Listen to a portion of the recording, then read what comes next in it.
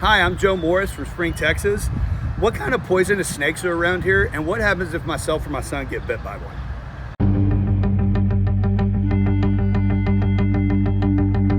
We're going to talk about what are the snakes I'm going to encounter here in Texas and what should I do if I get bit. A question with a lot of myth and mythology, so I think I've consulted one of the best people I could find. I've got a buddy here, Dr. Spencer Greene, medical toxicologist, emergency medicine physician. He runs a toxicology service at Kingwood Hospital. So what can you tell us about that? Hey Jay, thanks for asking. So, you know, there's a ton of snakes in Southeast Texas, and most of them are completely harmless, but there are a few that we need to be aware of around here. Here in Southeast Texas, we have several venomous snakes. Far and away, the most common venomous snake is the copperhead, which accounts for about 70% of the bites I treat. We also have the water moccasin, also known as the cottonmouth, and that accounts for about 15 to 20% of the bites I see. We have rattlesnakes, but for most of Southeast Texas, we don't really see rattlesnakes. You can find them north and east of Houston, and you can find them down by the shore. For example, on Galveston, there are signs on the dunes warning people to avoid the western diamondback rattlesnakes. And then, of course, we have the coral snakes, which are found everywhere except for where I'm looking for them, because I can never find them. And they account for about 5% or so of the bites we see. We can peacefully coexist with them as long as we, don't put ourselves in harm. But the reality is most people get bitten when they're just outside doing their daily stuff and they're not aware of the snake. And then they step on the snake or near the snake, or they stick their hand somewhere near a snake. And that's how most bites occur. Very few actually happen when people are intentionally messing with the snake.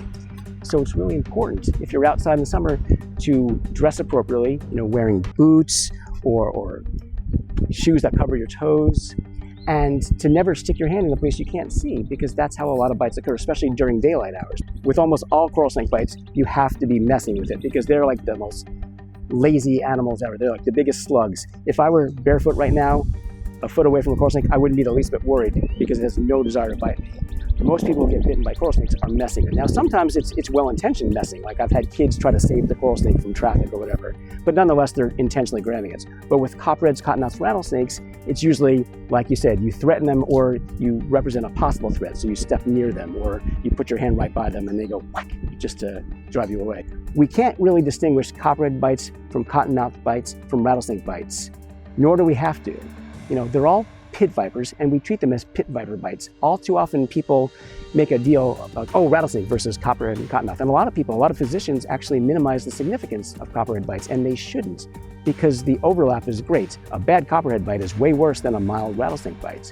Now, we can easily distinguish a coral snake bite from the pit viper bites. Coral snakes, when they bite you, it's like an electric pain. It's like you're being tased.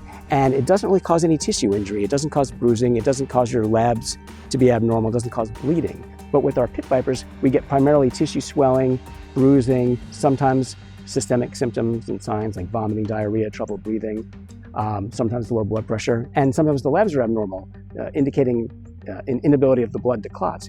But mostly we see a lot of tissue injury. That tissue injury is just not there with coral snake bites. So any doctor who knows anything about snake bites should be able to distinguish a coral snake from the others. Bringing a snake, dead or alive, to the hospital is actually dangerous for patients and staff. Obviously, a live snake, I think people understand, could bite, but even a dead snake can still envenomate. There was a gentleman in Corpus Christi a few years ago who was almost killed after being bitten by a decapitated western diamondback rattlesnake, and it made all the news. What's interesting is a few years before that, somebody in South Dakota was actually killed by a decapitated prairie rattlesnake, and for some reason that didn't get all the attention it deserved. Talking about snake identification, you can tell what it is, right? By the old adage, like red on black, venom black, or red on yellow. Yeah, I knew that was coming. What is it? So I should tell you, all toxicologists and herpetologists hate the rhyme. The rhyme goes, red on yellow, kill a fellow, red on black, venom lack. But we hate it for 3 reasons. First, red and yellow kill a fellow, it's kind of hyperbole because there are 0 documented human fatalities from a Texas coral snake bite. There is no record of any human ever dying from a Texas coral snake bite. So it's an exaggeration.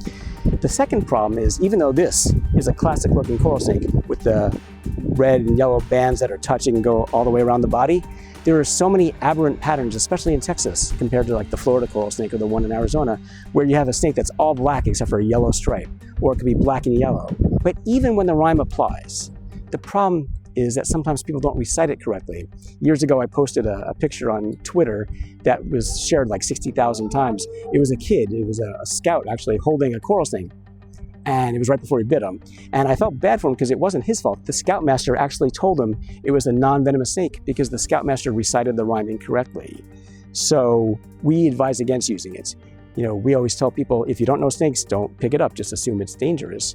What should people do immediately after they think they've been bitten by a snake? First thing to do is stop and calm yourself down. Realize death is fortunately very uncommon with snake bites. In the United States, there's only about 3 to 4 deaths per year from snakes. So that's not something you have to worry about that much. Most people with appropriate care can do just fine. So calm yourself down.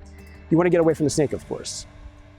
If you can quickly and safely take a photo of the snake, that's great. As I said before, we don't want to bring the snake in because that's dangerous. But if we can quickly identify the snake as non-venomous, we're done. We have nothing to worry about. More importantly, we know that elevation reduces the swelling, which is what we worry most about with the overwhelming majority of our bites. So we actually want to elevate the affected limb to about 45 to 60 degrees and in full extension. What we don't want to do is bend the elbow or bend the knee. Now, if you're out in the wild and you get bit on the foot, it might be a little hard to elevate that leg, especially if you're by yourself. But what you want to do is elevate when you can. The next thing you want to do is get to appropriate care. You want someone to evaluate you. So many things that have been recommended in the past have proven to be useless at best and dangerous at worst. We don't cut and suck. First of all, there's no way you'd actually be able to remove the venom. And cutting into a bite is just adding insult to injury. Furthermore, let's say you could suck the venom. You can't, but let's say you could. And you had a lesion in your mouth, in theory, you could absorb that venom into your own circulation. So we don't want to do that. We don't want to use a tourniquet. Tourniquets are great for life-threatening bleeding from trauma. But when you have an envenomed limb, cutting off its arterial blood supply is again adding insult to injury. You're going to increase the likelihood of causing permanent damage and maybe even permanent tissue loss. We always tell people don't use ice. There's no question that prolonged ice can damage tissue. Now, ice for a few minutes is fine. 5 minutes on, 10 minutes off, that's actually fine. The problem is every time I see people use ice or an ice pack or a cold pack, they just leave it there. And it's on for much more than 5 minutes. So we tell people not to use ice. The other thing we don't want to use is one of those commercial extraction kits. They're sold everywhere, but they shouldn't be. They are not helpful, they're actually harmful. Just like electrical therapy, you mentioned shocking the people.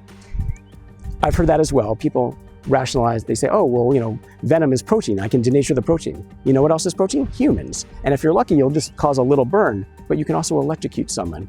And yeah, they won't be suffering from the snake bite anymore, but they won't be living either. Any bite that's causing symptoms should be evaluated in the hospital. And the goal is to get to the right hospital as quickly as possible. Now, depending on where you are and who's with you, that might mean calling 911. It might mean having them drive you. I would always advise people not to drive themselves. I've had patients do it. It's not great, but I would say not to. But if you're 5 minutes from the hospital and you have a friend who can drive you, that's reasonable. The reasons to call 911 are either when you're not near the hospital or you're having such significant signs and symptoms that you need medical attention coming out to you rather than you going to the hospital. Now, there's a lot of myths and misconceptions about antivenom. The short version is all but the most insignificant bites should be treated with antivenom. People are under the impression that antivenom is really dangerous or, you know, only necessary for the worst bites.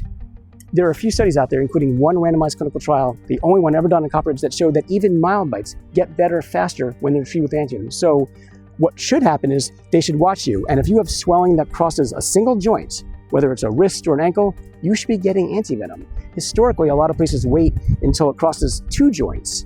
But by then, you've had a lot more damage. It's kind of like waiting to extinguish a house fire until 2 rooms are involved. You know what? When I was a firefighter, if 1 room was involved, we extinguished it. So if you have a question you'd like us to address, just say, hey, Dr. K. I'm Dr. J. Kovar with ESD 11 EMS.